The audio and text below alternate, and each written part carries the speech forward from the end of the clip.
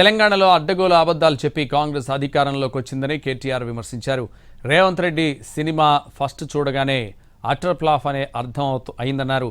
ఆ ఫ్లాప్తో తెలంగాణ ప్రజలకు నష్టం జరిగిందన్నారు.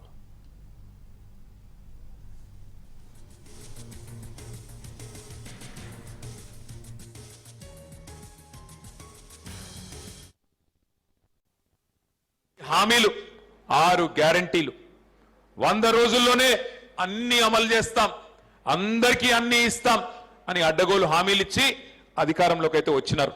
మరి ఒక సినిమా ట్రైలర్ రిలీజ్ అయితేనే చెప్పేస్తున్నారు చూసి సినిమా హిట్ అవుతుందా ఫట్ అవుతుందా. ట్రైలర్ చూడంగానే చెప్పే పిల్లలున్న ఈ జనరేషన్ లో సినిమా ఫస్ట్ హాఫ్ అయిపోయింది, ఇంటర్వెల్ అయిపోయింది. అప్పట్లో ఒక సినిమా వచ్చిండే అర్జున్ రెడ్డి అని, సూపర్ హిట్ అయింది.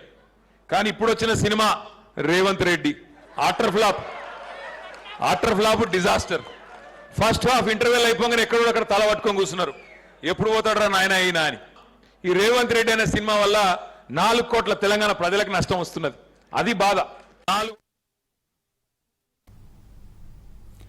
రాజేంద్ర నగర్ ఎమ్మెల్యే పార్టీ మారినా బీఆర్ఎస్ పార్టీకి ఢోకా లేదన్నారు వర్కింగ్ ప్రెసిడెంట్ కేటీఆర్. వచ్చేది బీఆర్ఎస్ ప్రభుత్వమే అని జోస్యం చెప్పారు. పార్టీకి మాత్రం ఏం డోకా లేదక్క, సమరానికి సై యుద్ధం ఎప్పుడు వస్తుందా అన్నట్టుగా మన వాళ్ళందరూ తయారున్నట్టుగా కనబడుతున్నదని చెప్పి అక్క నేను మాట్లాడుకుంటూ వచ్చినాం.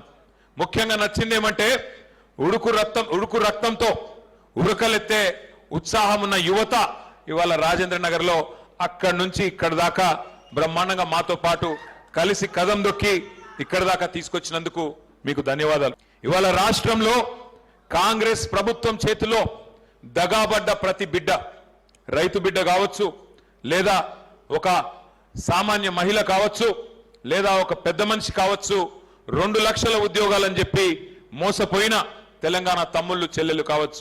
కాంగ్రెస్ పోవాలే, కేసీఆర్ రావాలే. కాంగ్రెస్ ఒకటి పక్క, కాంగ్రెస్ కేల్ ఖతం, దుకాణం బంద్, కేసీఆర్ తిరిగి వచ్చేది ముమ్మాటికి పక్క. ఇది ఎవరు మార్చలేరు. ఏ ఎమ్మెల్యే ఎటు పోయినా, ఎవరు ఎక్కడ పోయినా, ఎంత పెద్ద నాయకులు గోడలు దుంకినా రాజేంద్ర నగర్ లో మళ్ళీ తిరిగి ఎగిరేది ఇదే గులాబీ జెండా అనే మాట నేను మీకు విజ్ఞప్తి చేస్తా ఉన్నా. ఎమ్మెల్యే